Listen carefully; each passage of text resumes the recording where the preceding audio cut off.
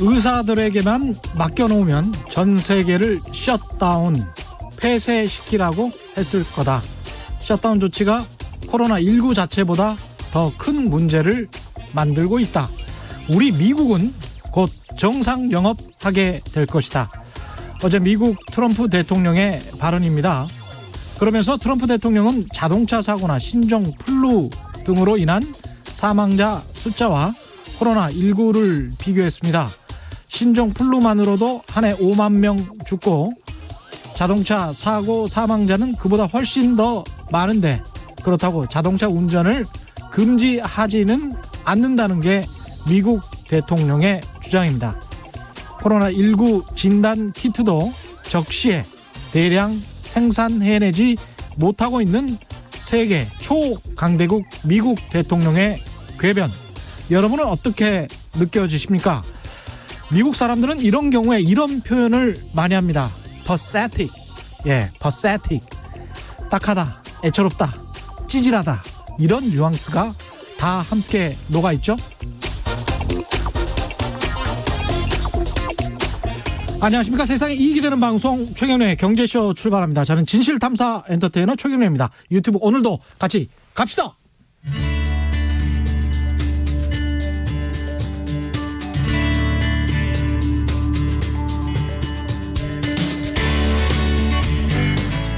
경제방송 아무거나 들으면 큰일 납니다. 듣고 또 들어도 탈이 나지 않는 최경영의 경제쇼. 네, 시장의 변동성이 정말 심합니다. 오늘 코스피는 다시 급등했습니다. 8.6% 오른 1609로 끝났습니다. 코스피 매일 급등락에 춤을 추고 있는데요. 불안정한 시장은 그만큼 불안한 시장 참여자들의 심리를 대변하는 것이겠죠. 코로나19로 인한 경제적 타격이 어느 정도일까요? 전망이 다 제각각입니다. 어제 출연한 이종우 이코노미스트는 2008년 금융위기 정도는 아닐 것이다, 이렇게 전망을 했는데요. 이분은 완전히 다른 것 같습니다. 서영수 키움증권 연구 나오셨습니다. 안녕하세요. 예, 안녕하세요. 예. 오늘 증시는 일단 롤러코스터를 탔는데 요즘 증시는 어떻게 보십니까? 일시적인 뉴스에 의해서 이제 올랐다 내렸다 하는 이런 현상이다라고 보여지고요. 단기적으로 안정될 가능성은 현재로서는 좀 낮아 보이는 게 아닌가, 이렇게 봅니다. 단기적으로 계속 급등락은 계속될 거다. 그렇게 봅니다. 그러면 계속 나올 악재 또는 호재 뭐 이런 게 있다는 말씀이네요. 그렇죠. 예. 시작하기에 앞서서 요거를 좀 말씀드릴 텐데요.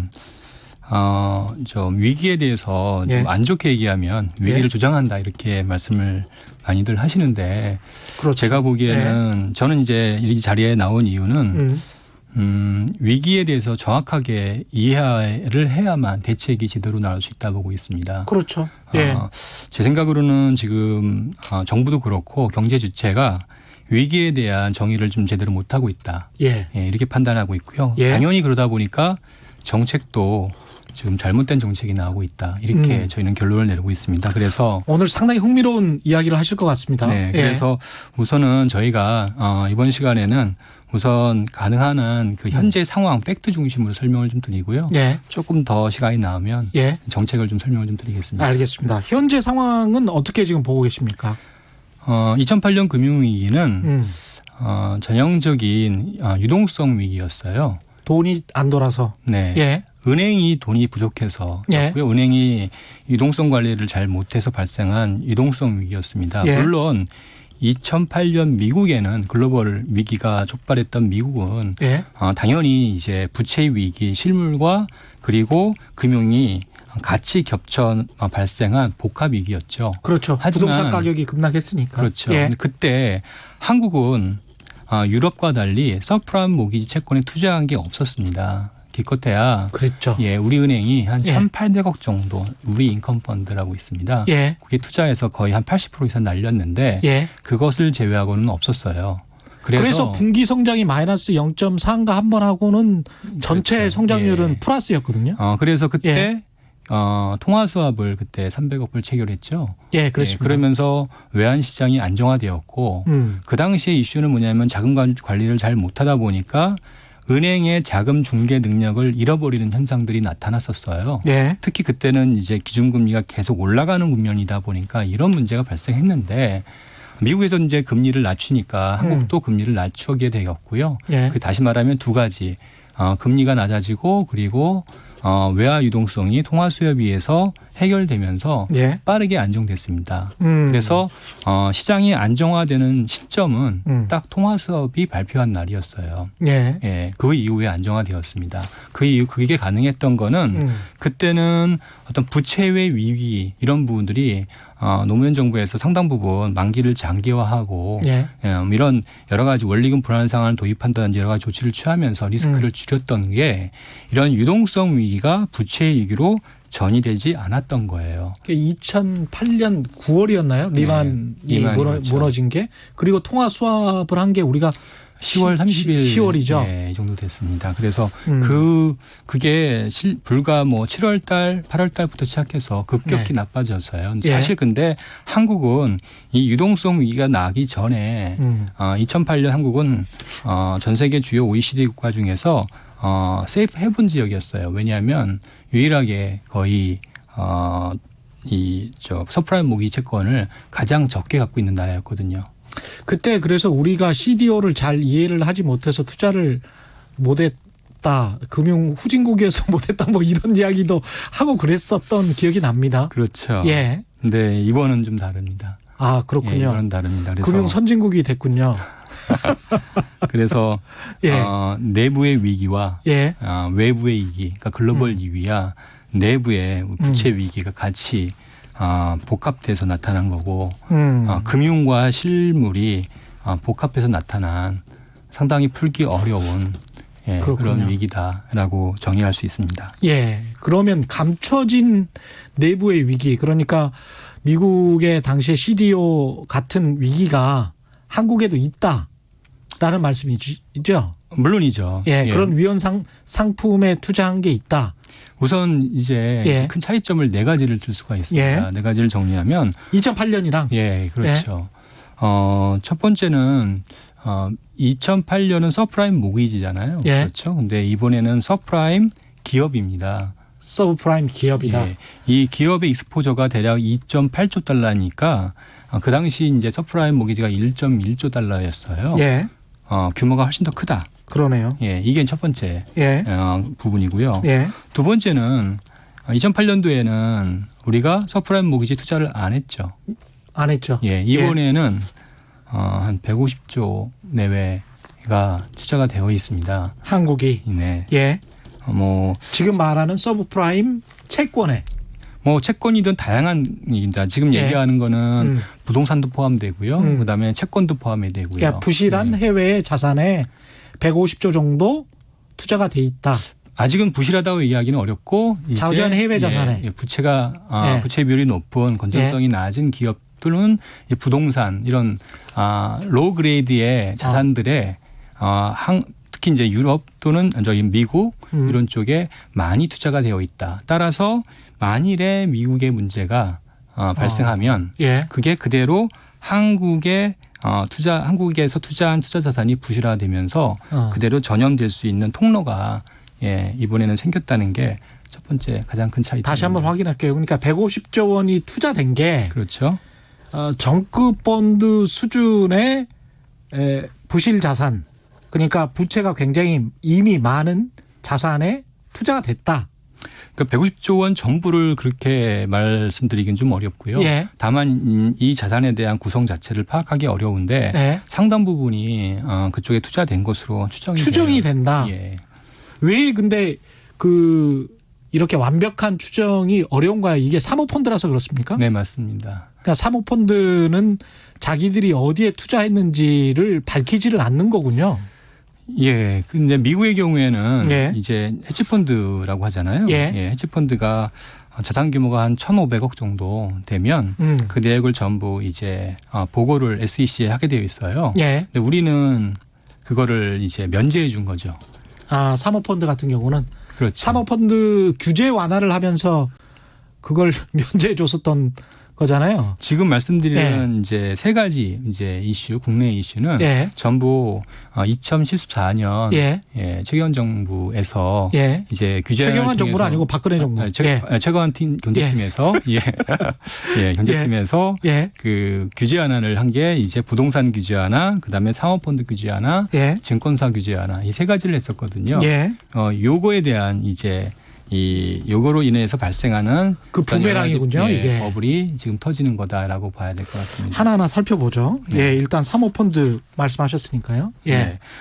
두 번째는 이제 사모펀드 규제를 그때 했을 때 이제 SEC처럼 그렇게 공개적으로 투명하게 하지 않아도 되고 그냥 아름아름으로 짬짬이로 너희들끼리 잘 하다가 고수익 내서 성공하면 좋고 안 되면 망하면 어쩔 수 없고 또 그 과정에서 중요한 거는 사모펀드를 어떤 전문가에게 팔아야 되는데 그렇지 않고 이제 일반 개인들한테 투자 한도를 1억으로 낮추면서 사실상 개인들한테 팔았던 게 이번에 발생한 DLF 라임 사태인 거죠.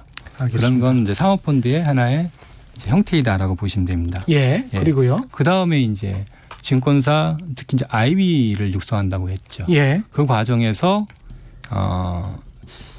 불가피하게 증권사의 유동성 관리를 이제 어느 정도 용인한 거죠. 그러니까 다시 말하면 기본적으로 조달은 단기로 하면은 그거로 다시 투자도 다시 단기로 해야 되는데 조달은 단기로 하고 투자는 장기로 할 수 있도록 하는 장기가 주로 이제 보면은 증권사도 요즘 보면은 주로 이제 부동산이라든지 다양한 장기 자산을 투자하잖아요. 이런 만개의 미스매치가 그 이후에 굉장히 심해진 거죠. 아, 그렇군요. 그게 최근에 이번에 ELS 사건 터지면서 딱 불거진 거죠. 이게 그러니까 투자은행을 활성화하기 위해서 그러니까 IB라는 게 이제 인베스트먼트 뱅킹이지 않습니까? 그래서 이제 투자은행을 활성화한다, 선진금융을 활성화한다는 차원에서 완화는 시켰는데 그러다 보니 장단기 저게 장기적으로 보면은 굉장히 먹을 게 많은 수익률이 높은 거가 있어. 그래서 이제 투자를 했는데 막상 이런 위기가 닥치면 단기적으로 돈을 또 갚아야 될 곳이 생기니까 그렇죠. 자금의 미스매칭이 발생을 하고 그러면서 증권사들이 단기적으로 돈이 부족해지는 현상 이게 지금 발생을 한 겁니까? 그렇다고 볼 수 있죠. 여기에 이제 여기에 이제 마지막으로 가계부채. 요게 이제 이 네 가지가 과거와는 차이입니다. 그래서 과거에는 가계부채의 리스크가 어느 정도 컨트롤 할 만한 했는데 지금은 이제 상당히 컨트롤하기 어려운 국면에 있다. 그래서 어찌 보면 어렵다는 거는 너무 많아서 그렇습니까? 아니면은 뭐 양과 질이 다 문제였. 양과 질이 다 문제다. 다 문제라는 거는 뭐 이미 알려진 사실이고요. 결국 그래서 이번 위기를 정리한다라면 기본적으로 위험이 계속 정부의 규제안에 의해서 신용버블이 생긴 상태에서 사실 코로나가 일종의 방아쇠 역할을 한 것이다라는 거죠. 한 거다. 잠재돼 있던 위기가. 그렇죠. 거꾸로입니다. 정부가 생각하거나 경제주체가 생각하는 거는 코로나가 위기를 유발한 거라고 얘기하는데 그게 아니라 위기는 수면 안에 깔려 있었습니다. 다만 우리가 계속 리스크는 안 보고 이제 앞으로 수익만 보다 보니까 그거를 무시하거나 또는 뭐 간과한 거죠. 그게 이번 기회에 이제 터질 수밖에 없는 상황이 돼버린 거죠. 이게 다른 아마 전략을 하시는 분들은 아무래도 리스크보다는 리턴에 포인트를 맞추시는 분들이고요. 저희처럼 이제 리스크에 초점을 맞추는 애널리스트들은 이렇게 설명을 드릴 수 있을 거예요. 이게 이제 가장 큰 차이고요. 그리고 이거를 잠깐만요. 여기서 한번 정리를 하고 가죠. 지금 위기가 2008년 위기랑 다른 거를 크게 네 가지로 보셨습니다. 미국 자체의 위기가 지난번보다 더 크다. 왜냐하면 1.1조 달러의 모기지 부실이었는데 지금은 기업 부실이 2.8조 달러다. 이 말씀을 하신 거고요. 그렇죠. 두 번째는 한국 내에 사모펀드가 과도하게 규제 완화되면서 2014년에 그러면서 한국의 사모펀드 150조 원 중에 완벽하게 추정할 수는 없지만 상당량의 부실 자산을 가지고 있는 것 같다. 그렇죠. 세 번째는 증권사에게 과도하게 당시에 규제 완화를 해줘서 장단기 자금의 미스매칭이 벌어지고 있다. 네 번째는 가계부채 위험이 이전보다 커졌다. 이런 겁니다. 그 최 회장님 가계가 조용해서 졸고 있었는데 잠이 확 깨네요. 집중합니다. 이렇게 말씀하셨는데요. 자, 그러면은 예. 알아야 될 거는 예. 이전 정부라고 위해서 이게 정치적으로 보지 마시고요. 그렇죠. 예. 예. 왜 그랬나 이전 정부는 이유가 있었겠죠. 예, 이유가 예. 있었습니다. 뭐냐면 그 당시에 2013년도, 12년도 이때 무슨 일이 있었냐면 주요 대기업들이 건설 경기 불황, 그다음에 특히 이제 조선 해운 쪽의 불황이 진행됐죠. 14년이 대우조선이군요. 그렇죠. 대우조선. 예. 예. 그러면서 저희가 그 당시에 분석을 이제 전 그룹들을 분석을 해봤는데 대략 한 50개 대그룹 중에 한 10개 정도가 재무제표에 이름만 지우면 이 회사들은 도저히 돈을 빌려줄 수 없는 사실상 좀비 기업이면 다름없는 상태였던 거예요. 50대 그룹 중에 10개 정도가. 아. 예, 제가 이제 이전에 쓴 보고서 있습니다. 혹시 예. 참고로 보시면 나오는데요. 예. 그 당시 그런 상황이었습니다. 근데 그때 저희는 이제 그럼에도 불구하고 구조조정을 주장을 했는데 예. 정부는 구조조정 대신 전부 살리는 걸 선택을 한 거예요. 그렇죠. 예. 예. 당연히 그러니 무리한 경기 부양책을 취할 수밖에 없었던 거예요. 그게 지금 얘기 드린 세 가지 대책이에요. 그러네요. 네. 예. 그래서 사모펀드 그다음에 증권사 규제 완화 다 시키고 가계부채는 그냥 빚내서 집 사든지 빚을 많이 내라. 결국에는 그 당시에 예. 그 기업들 중에 한 반이라도 구조조정을 했다라면 예. 과감히 구조조정하고 예. 이런 무리한 대책을 추진하지 않았다라면 지금 와서는 구조조정의 효과에 의해서 상당히 경제가 훨씬 더 튼튼했을 거예요. 근데 지금 그때 이런 정책을 선택을 한 게 예. 지금 이 상태에 직면한 거다. 미국 자체 위기가 지난번보다 크다고 하셨는데 네. 이게 단지 이제 1.1조 달러와 2.4조 달러의 규모만 가지고 이야기를 하는 것보다는 제가 반론을 펴보자면 하여간 무제한적으로 통화를 공급하겠다. 살려주겠다. 뭐 이런 식으로 지금 트럼프 대통령이 나오고 있는 건데 그래도 안 될까요? 가능성은 좀 낮아 보입니다. 가능성이 낮다는 게 어렵다는 얘기죠. 말씀하신 게. 그래요? 예. 저는 이제 은행 애널리스트니까 예. 이런 일이 있을 때 가장 중요하게 보는 게 이제 은행을 봅니다. 미국의 은행이요. 예. 예. 만일에 아까 2.9조 달러 정도 되는 예. 서프라임 기업에 예. 은행이 익스포저가 많다. 예. 이러면은 은행 입장에서 어떨까요? 회수해야죠. 아니죠. 그러면 지원을 해야죠. 자기가 너무 많이 터지니까. 오케이. 예, 일단. 예. 2008년 금융위기 때 미국의 이제 이 서프라임 모기지 기업들 가게들이 있지 않습니까? 예.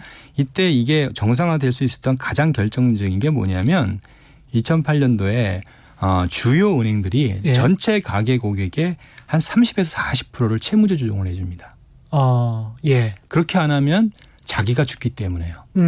그래서 그게 정상화되는 거였어요. 채무 조정을 해줬다는 거는 빚을 탕감해줬다는 이야기잖아요. 이자 최소한 예. 이자부터 탕감을 해줘서 우리 DSR 조리 말씀드렸잖아요. 예. DSR이 40%가 넘으면 안 된다고 말씀을 드렸는데 이걸 다 40% 이내로 들어가서 정상적으로 원리금을 갚을 수 있도록 해준 거예요. 그러니까 자기 자산 대비였죠. 소득 대비였죠.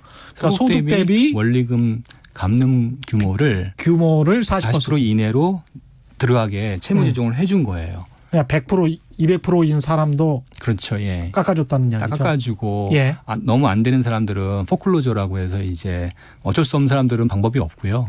그래도 어느 정도 가능성이 있는 사람들은 대부분 다 채무 조정을 해준 거예요. 그게 30%예요. 그랬는데 2008년은 그랬는데 이번에는 달라요. 이번에는 왜 다릅니까? 이 2.9조 달러의 대부분이 보면은 우선은 산업별로 본다라면은 이제 항공, 선박, 호텔, 그다음 쇼핑몰, P2P 대출 같은 지금 현재 코로나19 영향이 가장 큰 대출인데다가 문제는 은행들이 대부분 투자의 비중이 상대적으로 굉장히 낮아요. 기껏해야 뭐 2, 3% 정도 개별 은행 기준으로 놓고 본다라면 전체 대출금의 이런 상황이고요. 그리고 그걸 CL로 대부분 발행을 해서 예. 어차피 대부분 다 부의 자산 처리를 한 거예요. 그래요? 예. 예. 그렇기 때문에 현실적으로 지금 상황에서 은행과 이 서프라임 기업과 관계고리가 없다는 거예요, 별로. 그래서 은행 입장에서는 그 기업이 망하든 안 망하든 본인들의 뭐랄까요, 재무제표에는 상관이 없기 때문에 별 그렇죠. 상관이 없기 때문에 버려도 되는 상황. 그렇죠. 그리고 이제 정부가 그렇다고 해서 이제 정부가 예. 은행 보고 대출 해주라 그러면은 미국은 안 하거든요. 그렇죠. 예. 자기가 살아야 되는데 왜 대출을. 그렇죠? 예. 그렇죠. 정부 역시 또 지금 트리플 B 기업 이상의 기업들을 구제하려고 하지 이런 서프라임 기업들은 구제할 이유가 없다고 생각하는 거예요. 더군다나 미국 정부도 예, 그래서 더군다나 이 대출의 자산의 구성을 보면은 예. 대부분 뭐 일본, 아시아계 은행들 또는 뭐 한국 뭐 이런 해외의 국가들에서 해외 국가의 여러 운용사나 뭐 보험이라든지 연기금이 투자를 많이 했던 거예요. 소름 끼치네. 그러니까 그 트리플 B 이상만 구제를 미국 정부도 할 것이고, 그렇죠. 그리고 그 아래 등급의 기업들, 항공, 선박, 호텔, 쇼핑몰, 뭐 셰일가스 이런 것들은 구제를 안 할 거다. 그런데 거기에 아시아계통이랄지 한국이랄지 이런 것들이 투자를 많이 했다. 그렇죠. 그러면 미국 정부 입장에서 본다라면 이런 것들이 빨리 구조조정돼서 예, 우량한 또는 대형 뭐 호텔이든 항공업체든 이런 애들이 머지를 해서 합병을 해서 경쟁력을 확보할 수 있다라면 장기적으로 놓고 본다라면 미국은 더 유리하게 되는 거죠. 남의 돈으로 구조조정하는 겁니다. 그렇군요.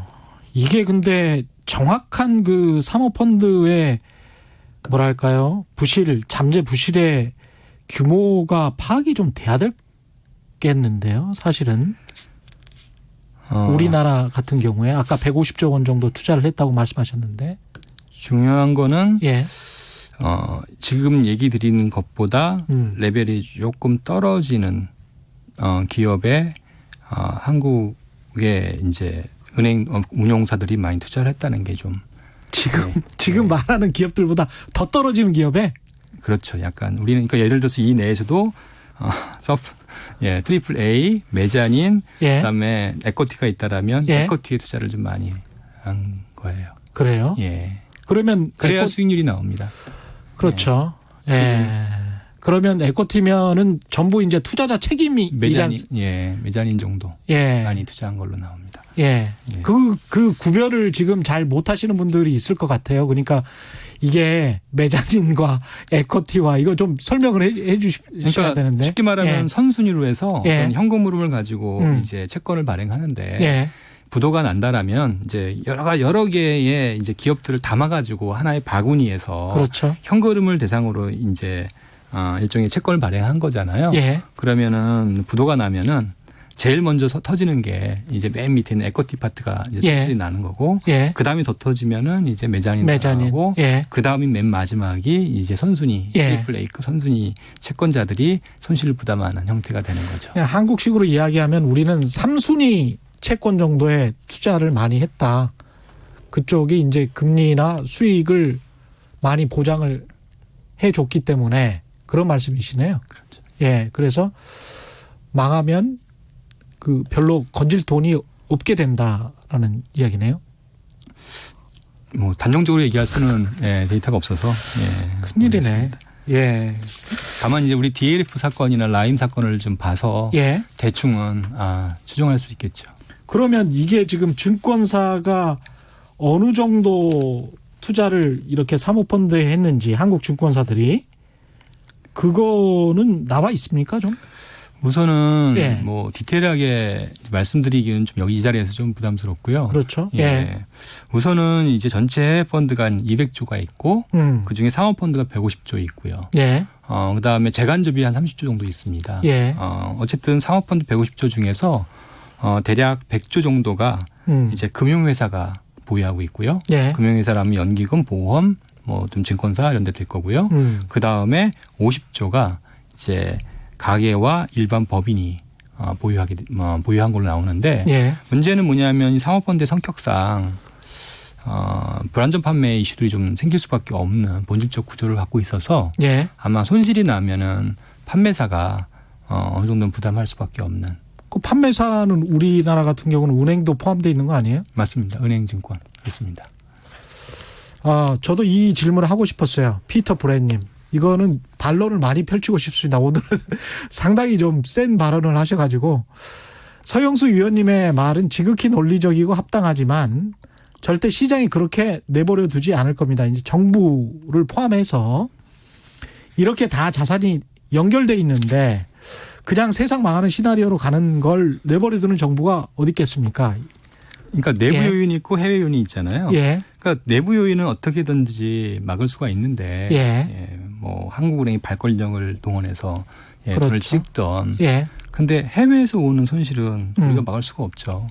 그러니까 해외의 자산이 부실화돼서 발생하는 손실은 그렇죠. 어떻게 막죠? 근데 이제 아까 말씀하신 그 논리는 미국의 은행들이 그쪽에는 거의 투자를 안 했기 때문에 그쪽에 익스포저가 거의 없으니까 뭐 망하든 안 망하든 미국 정부에서 그걸 케어하거나 미국 은행들이 거기에 관심을 둘 것 같지는 않다 이런 말씀을 하신 거고 그래서 지금 같은 상황에서는 위험한 기업들이 망할 수가 있다. 미국 기업들이 구조조정이 되면 그런 말씀이신 것 같습니다. 참 문제네요. 가계부채로 위험이 그러면 전이될 가능성도 있습니까? 이게?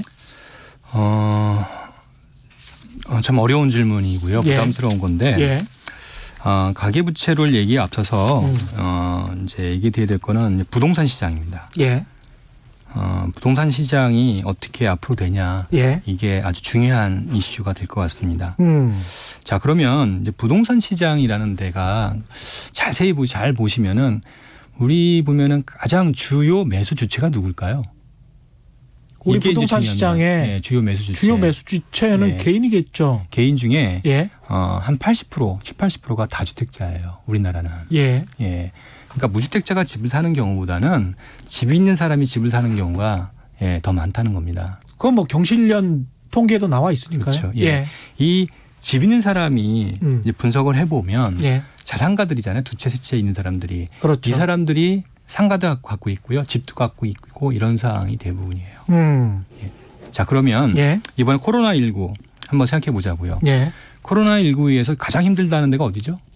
코로나19로 자영업자이잖아요. 그렇죠. 예. 자영업이 힘들죠. 자영업자들이 만약에 영업이 힘들면은요. 제일 먼저 하는 형태가 뭐냐면 임대료를 보증금에서 까라고 요구하죠.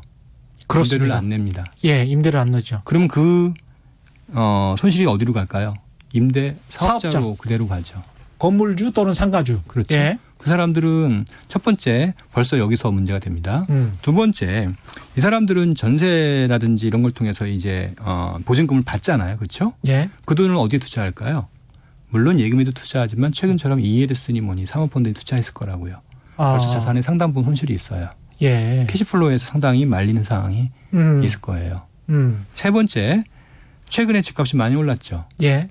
종부세를 비롯한 재산세가 2배 이상 올랐어요. 예. 그 사람들한테. 예. 세 가지가 지금 한꺼번에 겹쳐서 나타나는 거예요. 완전 캐시플로우가 말릴 수밖에 없어요. 이 사람들이 선택할 수 있는 거는 이 모든 하나는 팔지 않으면 이 사람들이 디폴트가 날 상황이 돼버렸어요, 지금. 예. 근데 그 이광수 위원은 지난번에 나와서 이 관련해서 이제 이런 이야기를 제가 물어봤어요. 근데 상가 아파트를 가지고 있는 사람들이 이제 가계부채 우리가 부실화, 그다음에 가계부채와 아파트 시장에 관한 영향을 이야기할 때 보면 아파트를 가지고 있는 사람들이 상가를 가지고 있는 비율이 얼마나 될까는 따져봐야 되는 거 아닌가? 그 통계가 좀 있습니다. 그게 뭐 그래요? 이제 복지조사의 통계청 데이터를 보면은 대략 한 절반 정도가 상가 투자한 사람이 집도 투자한 걸로 나옵니다. 물론 당연히 상가 투자자가 집도 어쨌든 갖고 있겠죠. 내가 지금 사는 집은 필요하니까 거기에 플러스 투자 목적으로 집을 갖고 있는 경우. 상식적으로 생각해 본다라면 상가는 집 투자한 다음에 그 다음에 상가를 투자하는 거예요. 그거 생각해 보면 예. 그거는 어찌 보면은 자연스러운 현상이에요. 그러면 상가의 공실이랄지 임대료를 못 내게 되는 상황이 지속돼서 상가를 이 사람들은 팔고 싶은데 소유자 입장에서는 그렇죠. 근데 상가나 건물은 잘 안 팔리는 속성이 있단 말이죠. 지금 상황에서는 집도 잘 안 팔리는데 예. 상가는 더더군다나 안 팔리겠죠. 그러면 지금 말씀하시는 거 보면 상가나 건물이 잘 안 팔릴 경우에는 그러면 현금화 시킬 수 있는 현금 흐름이 막혀서 현금화 시킬 수 있는 곳은 아파트. 그렇죠. 그나마 팔 수 있는 재산이 아까 말씀드렸듯이 지금 대비하고 있던 여러 가지 유동 자산들이 지금 터지고 있는 상황이고요. 예. 예. 거기에 지금 임대료는 받아야 될 건 못 받고요. 본인들도 투자 뭐 사모펀드든 어디든 투자해서 이런 것이 있든 없든 좌우지간 자산의 한 80% 정도를 부동산으로 많이 가지고 있으니까요. 우리가 50대 이상이. 그런 논리가 성립을 하겠군요. 그러면은 이 사람들이 현금화를 가장 쉽게 시킬 수 있는 것은 아파트이기 때문에 아파트의 가격은 떨어지는 효과가 나오겠습니다. 더더군다나 뭐 예. 이미 벌써 시작이 나타나지만 예. 조금의 이제 시장 변화가 나타나니 매수자가 싹 사라지는 그래서 거래가 급감하는 상황이 나타나죠. 이미 이런 상황에서 아까 예. 말씀드렸던 거래가 급감하면 쉽게 팔지도 못하잖아요. 팔지도 못하는. 예. 당연히 그러니 이제 경매의 낙찰가율은 급격히 떨어질 수밖에 없고. 예. 그러니 연체가 생기면 은행은 그 부실들을 그대로 떠안아야 되는 문제가 발생합니다. 예, 굉장히 좀 논리적인데 이게 전형적인 예. 가계부채발 금융위기거든요. 그거를 우리가 걱정을 해서 여러 차례 저희가 가계부채 보고서라든지 를 써서 이런 상태가 발생하기 전에 예. 미리 대응하자라고 했는데 예. 결국에는 정부가 미루고 미룬 대가가 지금 이제 발생한 거고요. 더더군다나 지금 정부가 하나 미스하는 가장 중요한 게 뭐냐면 부동산 시장에 대한 정책이 지금 없어요. 예. 예, 그래서 이번에 어땠냐면 자영업자에 대한 대출에 대한 코로나19의 정부의 대응 정책 중에 부동산 대책이 없다. 없어요. 예, 그래서 이번에 자영업자 대책은 나왔는데요. 임대사업자는 빼고 나왔어요. 임대사업자는 빼고. 지금 사실 어찌 보면은 다 어렵습니다. 예. 그리고 자산가 역시 자산가들의 위기예요. 예, 다 어려운 상황이어서 지금 상황 자체를 어디는 좋고 어디는 나쁘다 이런 상황이 아니다라고 말씀을 드릴 수 있고 더더군다나 이런 형태로 그냥 방치해 둔다라면 부동산 시장은 뭐 하락할 수밖에 없고 이건 다시 가계부채의 위험을 높이는 요인이 작용합니다. 그래서 무엇보다도 이 부동산 시장을 면밀히 점검을 해서 가격 하락하는 거는 포기할 수 있어도 거래의 감소는 포기하면 안 됩니다. 어떻게든지 거래가 유지될 수 있고 어떻게든지 현금이 부족한 사람들이 현금을 할 수 있도록 환경을 조성해 주는 게 정부의 중요한 정책적 목표가 돼야 됩니다. 그러니까 가격이 좀 많이 떨어지더라도 이 사람들이 현금화 시켜서 자신들의 부실 자산을 막을 수 있게 해줘야 된다. 지금 이 사람들 대부분 자산의 80~90%가 이제 부동산이란 말이에요. 예. 이 상황에서 이 사람들이 대응할 수 있는 방법이 없을 거라고요. 그렇다면 이 사람들은 어떻게든지 부동산을 매각해서 현금을 확보해서 향후에 발생하는 위험들을 대비할 수 있도록 해야 되는데 그러려면 시장이 살아나야 된다고요. 그러니까 일가구 다주택자들이 본인들이 투자해서 본인들이 손해나는 것을 뭐 정부가 도와주는 것 자체도 이제 모럴 해저드 이야기가 나올 수가 있기 때문에 그거는 그렇다고 하더라도 거래 가격이 뭐 많이 떨어져서 이거를 팔아서 그 본인은 뭐 손해가 많이 나더라도 본인의 손해가 금융기관에까지 해를 미쳐서 금융기관의 손실이 전체 사회 손실로 이어지는 것은 중간에 끊어야 된다 그런 말씀인가요? 그렇죠. 예. 제일 중요한 거는 거래가 안 되는 현상이 가장 위험한 현상이거든요. 예. 다시 말하면은 어떤 그 자금 부족에 봉착했을 때 자산을 매각해서 어떤 거를 대응하는 게 일반적인데 당장 팔고 싶어도 가격을 불문하고 팔 수가 없을 때 그런 사람들은 그냥 디폴트가 나는 거죠. 그럼 지금은 거래가 별로 거의 안 되는 상황입니까? 거의 지금 10분의 1로 3월 달에 줄었습니다. 3월 달로 줄었고 그러면 거래를 어떻게 정상화시키기 위해서는 그 정부의 대책부터 한번 좀 이야기를 해볼까요? 그러면 예, 이제 네. 충분히 진단은 하셨어요? 현실적으로? 예. 예. 지금 말씀하실 거는 예, 다 예. 말씀하신 거예요? 넘어가시죠. 예. 그러면 이제 정부는 일단 금리 인하를 했어요. 미국 따라서. 그렇죠. 그리고 미국이 돈을 푼다고 하니까 이제 같이 지금 돈을 풀 기세입니다. 그리고 이제 자영업자 어려운 중소상공인들 이렇게 도와주려고 하고 있습니다. 또 뭐가 필요한가요? 아니면 이게 잘못된 건가요? 우선 하나씩 좀 지적을 하면 예. 첫 번째 아까 이제 부동산 얘기했으니까 부동산 먼저 얘기한다라면 예. 정부는 이제 부동산의 유동성을 보강할 수 있는 정책적 지원이 필요합니다. 유동성을 지원할 정책적. 예를 들면 우선은 첫 번째 예. 시장이 우리나라 부동산 시장이 되게 후진적이잖아요. 예. 그거는 뭐 저희 책에서 썼지만 팔고 싶을 때는 뭐 올라갈 때는 쉽게 거래가 되지만 떨어질 때는 거래가 안 되는 이런 예. 구조적인 이유가 있습니다. 이것들을 이제 구조적으로 개편시켜야 되는 그런 부분이 하나 있을 거고요. 예. 또 하나는 뭐 이건 시간이 걸리기 때문에 지금 정부가 공적 자금이나 또는 민간을 이용해서 이 집들을 사줘야 됩니다. 집을 사줘야 되는 상가 건물까지 다 포함해서요? 상가까지는 좀 쉽지는 않을 것 같고요. 예. 우선 주택이는 사주는 정책. 이거는 방식은 뭐냐면 사후정산 형태로 하는 거예요. 안 팔리니까 사준다. 그렇죠. 우선은 사줘야 됩니다. 그래서 그 사람들이 현금이 확보될 수 있도록 도와주는 거죠. 그 정도로 심각해요? 앞으로 그럴 겁니다. 이제 이상이 앞으로. 되면. 네. 그러면 그 앞으로가 어느 정도가 심각하면 정부가 그런 정책까지 생각해야 된다라는 말씀이죠. 저는 지금부터 준비해야 된다고 봅니다. 지금부터 준비를 해야 된다. 네. 예. 그렇군요. 그다음에요. 그다음 부동산은 이제 그리고 이제 사후정산을 말씀드렸잖아요. 예. 그래서 예를 들어서 60%면 60% 정도의 가격에 사고요. 예. 대신 에쿼티를 줘서 예.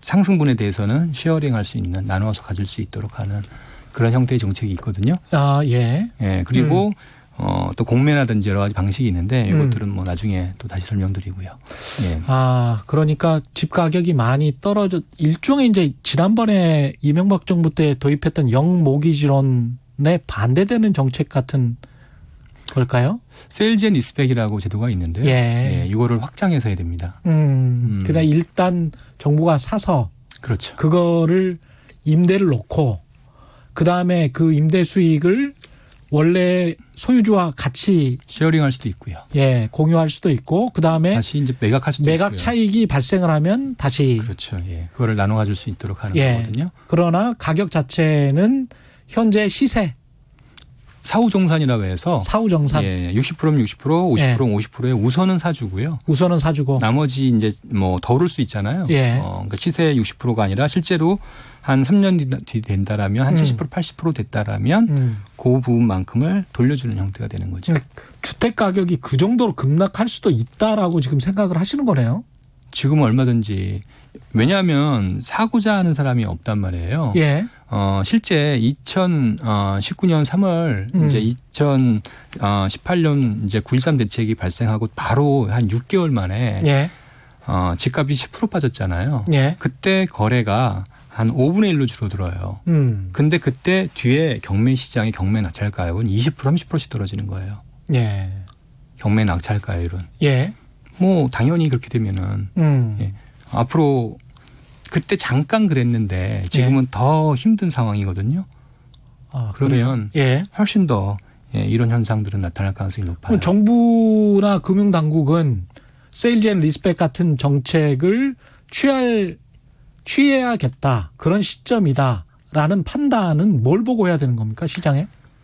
그 정도로 지금 가격이 급락하고 매수자가 나타나지 않았다. 지금은 그런 것 같지는 않거든요. 제가 보기엔. 우선은 지금 예. 한 달이 채 안 됐잖아요. 예. 어쨌든 임대사업자들은 자산가들이고 현금이 어느 정도 있는 사람들이기 때문에 아마 뭐 한 달, 두 달 내에 이런 문제가 확 터지고 이러지는 않을 겁니다. 예. 근데 이게 이제 두 달, 세 달 지나면서 바로 문제가 될 가능성이 있죠. 알겠습니다. 그러면 결국은 이제 경매나 공매 시장의 추이를 좀 봐야 되는 거네요. 경매 시장의 추이를 좀 봐야 되는 거네요. 예. 그리고 더 중요한 게 있습니다. 예. 지금 정부가 내놓는 대책의 내용을 보면은 제가 이런 얘기 아까 드렸죠. 제가 이것 때문에 얘기를 드린 건데 2014년도에 그런 무리한 대책을 출 수밖에 없었던 가장 결정적인 게 목표가 모든 기업을 살리자 이거였어요. 예. 구조조정을 해야 되는데 모든 기업을 살리자 이런 정책을 취하다 보니까 어쩔 수 없이 막대한 자금이 필요했고 돈이 없으니 경제부양책을 취해서 미래의 부채를 땡겨서 이제 이런 문제를 해결했던 거죠. 이게 이제 그 당시였는데 지금도 보면은 정책의 내용이 다 살리자예요. 정책의 방향이 다 살리자예요. 사실은 그렇죠. 예. 이제 접근 방식이 다른 게 저희는 기존의 문제가 있는데 이 코로나가 이 문제의 방아쇠 역할을 했다라고 보고 있거든요. 예. 이러면 접근 자체가 달라져야 되는 게 문제에 있는 부분을 구조조정을 하고 발라내야 돼요. 도려내야 된다. 그렇죠. 그래야만 정상 기업들이 살 수 있거든요. 예. 근데 그렇지 않고 지금 상태에서 모든 기업을 살리려면 다 죽는 상황이 나와요. 근데 지금 힘든 기업들이랄지 자영업은 굉장히 좀 다수고 그다음에 작고 약한 기업들인데 이게 그렇게 가혹하게 갈 수가 있을까요? 참 어려운 질문이신데 그럼에도 불구하고 그쪽 부분은 복지로 해결해야 됩니다. 예를 들면 자영업자들 사실 지금 어차피 이전부터 어려웠단 말이에요. 그래서 지금 이미 안 그래도 폐업이 많이 늘고 있습니다. 그래서 폐업을 장려하고 오히려 그 사람들에게 이제 복지로 어떤 그런 소득을 지원해 준다든지 이런 식으로 정책이 나와야 되거든요. 그렇지 않고 계속 끌고 가면 어차피 어려운 기업들 계속 이제 밑빠진 독에 물 붓기만 하면서 공적 자금만 계속 늘어나는 상황이 되는 거죠.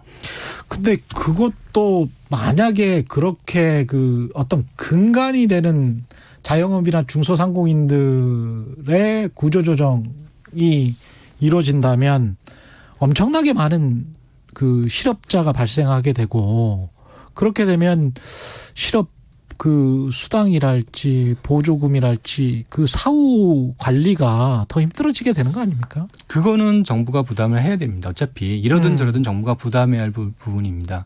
그렇게 해서 다시 어느 시기 이후에 이제 채무제 조정을 해주고 또는 이제 정부가 정책적인 지원을 해준 다음에 다시 회생할 수 있도록 여러 가지의 교육이라든지 이런 걸 통해서 새로운 기회를 마련하는 게 정부의 역할이지 지금 이 상황을 계속 끌고 가는 거는 문제는 뭐냐면 자영업자 살리자. 나머지 다른 기업들을 다 죽이는 문제가 발생합니다. 왜 이런 얘기를 드리냐면 은행에 대출해서 실질적으로 전체 자영업자가 차지하는 비중이 한 60%예요. 60%를 다 살려버리면 지금 20, 30% 남아있는 기업들이 있는데 이 기업들은 못 살리는 거예요. 그러면 우리나라의 근간에 있는 기업들을 만약에 포기하게 되면 엄청난 실업이 발생하는데 제가 기업을 옹호하고 이런 문제가 아니라 우리가 모두가 이런 건 바라지 않는 거라고 저는 보여집니다. 그래서 이거를 분리를 해야 되는 문제가 있어요. 그러니까 은행과 기업 그다음에 이제 맞은편에는 이제 자영업 소상공인들이 있는데 자영업 소상공인들 중에 도려내야 될 부분은 도려낼 수밖에 없다. 그런 식으로 가는 게 맞다. 이미 예를 들면 이런 거죠. 지금 우리가 이제 이자 보상 배율이라는 단어를 보통 많이 쓰는데요. 그러니까 영업이익으로 이자도 못 내는 그런 기업의 비율이에요. 이게 이제 1배가 돼야 이제 정상적인 기업이라고 하잖아요. 그렇죠. 한계 기업이 많죠. 그렇죠. 근데 지금 우리나라에 이자도 못 내는 기업이 이렇게 금리가 낮고 그런 상황에도 불구하고 이자를 못 내는 기업이 영업이익으로요. 그게 전체의 40%가 된단 말이에요. 그렇습니다. 이게 본질적인 문제거든요. 이거 언제까지 갈 수 있느냐. 여기에다가 밑빠진 독에 물 붓기를 해버리면 나머지 1배 이상인 60%의 기업조차도 지금 자금 지원을 단지 코로나19라는 일시적 유동성 위기에 발생해서 자금이 부족한 기업조차도 결국에는 위기가 발생할 수밖에 없는 거예요. 근데 금지가 이렇게 낮은 상황에서 그러면 그 기업들에게도 아무리 한계 기업이라고 하지만 어떤 그 유동성이 좀 공급이 될 텐데 그러면 어떤 생명군 연장이 훨씬 더 쉬워지는 그런 상황 아닐까요? 역으로 보면? 지금은 그렇지 않습니다. 예를 들면 이런 거예요. 지금 은행 현장 가면은요. 대출의 수요가 평소에 한 10배 이상 늘어났습니다. 아, 그래요? 예. 그런데 대출은 잘 안 해주는 겁니까, 그러면? 해줄 수가 없는 거죠. 너무 우선 수요가 많은 거고, 첫 번째. 이미 부채가 많고 건물이나 그렇죠. 상가에 이미 이제 상당 부분 목에 찬 사람들이란 말이에요. 예. 기업도 마찬가지고. 여기에 이제 더군다나 코로나까지 터졌으니 그 기업이나 개인들에게 대출해 준다는 게 쉬운 일이 아니죠. 여기에 정부가 어떤 정책을 취했냐면 이 기업들에게 이자와 원금을 전부 유예해 줬단 말이에요. 그리고 최저금리로 대출을 하도록 했단 말이에요. 이러면 은행 입장에서는 앞에서는 해주겠다고 하지만 뒤에서는 이런저런 이유로 안 하려고 할 거예요. 분명히 위험하다는 걸 뻔히 보이는데 하겠어요. 은행이 움직이지 않죠. 참 이게 경제정책의 선택이라는 게 자본주의에서 결국에는 자본주의에서 결국에는 시장을 정부가 어떻게 잘 활용하냐가 그 구조조정 비용을 최소한으로 줄이는 가장 좋은 방법이거든요. 그리고 거기서 발생하는 부작용은 정부가 이제 재정으로 이제 메우고요. 이렇게 하는 게 가장 합리적인 방향이라고 볼 수 있는데 이번 정책의 주된 내용을 보면은 A부터 Z까지 전부 정부가 다 개입을 해서 하겠다는 거예요. 근데 그거를 정부가 직접 못하니까 또 은행을 통해서 하겠다는 거예요. 근데 은행은 지금 상황 봐서 앞에서는 말을 듣는 것처럼 하지만 뒤에서는 다른 생각을 할 수밖에 없는 구조라는 거죠. 차라리 한국은행이 하는 거는 어떻습니까? 한국은행이 어떻게 자영업자까지 대출을 해주고 그게 가능하겠어요? 아니 그러니까 그 방법에 관해서 이제 최근 교수도 채권을 발행을 해서 한국은행이 직접 채권을 발행을 해서 그걸 가지고 정부가 발행한 국채를 한국은행이 사고 그 돈을 가지고 정부가 어떤 자영업에게 지원을 해주는 그런 방향. 미국도 그렇지만 결국에는 어느 정도 끊을 수밖에 없습니다. 어차피 지금 이 문제를 인해서 돈은 제한됩니다. 더군다나 은행이 생각보다 자본력이 떨어집니다. 우리나라 은행이. 그래서 은행이 지원해 줄 수 있는 돈은 제한되어 있거든요. 그 상황에서 다 지원한다? 이거는 아무도 지원 못 받는 이런 문제가 발생한다는 거예요. 이제까지 모셨던 전문가들 중에서 가장 오른쪽으로 가 있는 정책을 제시하시는 것 같은데 뭐 다양한 정책을 들어보는 거 그다음에 이제 좋습니다. 새로운 사실을 알게 됐으니까 또 일단 그러면 부동산 아파트 같은 경우는 아까 말씀하셨다시피 굉장히 안 좋겠습니다. 앞으로도. 하루빨리 정부가 이제 부동산 시장에 대한 정책을 이제 준비를 해야죠. 이 부분에 대해서.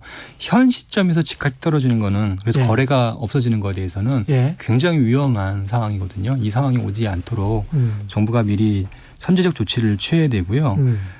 제가 이제 방금 전에 이제 오른쪽이라고 얘기하시는데 오른쪽의 문제를 떠나서 결국에는 정부가 할 수 있는 게 오른쪽이라는 거는 뭐 할 수 있는 게 있고 할 수 없는 게 있어요. 이거는 부족한 자원을 배분을 해야 되는데 이거는 결국에는 은행을 통해서 은행이 가격 기능을 이용해서 그리고 은행의 신용 평가 능력이 있잖아요. 그걸 통해서 시장에서 자율적으로 할 수 있도록 도와주는 게 정부의 역할이에요. 그래서 정부가 해야 할 일은 뭐냐면 지금 당장 해야 할 일은 은행에 증자를 해서 은행이 이 자금을 공급할 수 있도록 원활하게 공급할 수 있도록 도와주고 두 번째 금리에 대한 규제를 풀어주는 거예요. 알겠습니다. 오른쪽이라는 표현은 제가 취소하고요. 약간 좀 냉혹하게 들리는. 예, 오늘 말씀 감사합니다. 예, 지금까지 서영수 키움증권연구원과 함께했습니다. 고맙습니다. 예, 감사합니다. 예, 최경영의 경제쇼 오늘 준비한 내용 여기까지입니다. 지금까지 세상에 이익이 되는 방송 최경영의 경제쇼였습니다. 고맙습니다. 말 같은 말.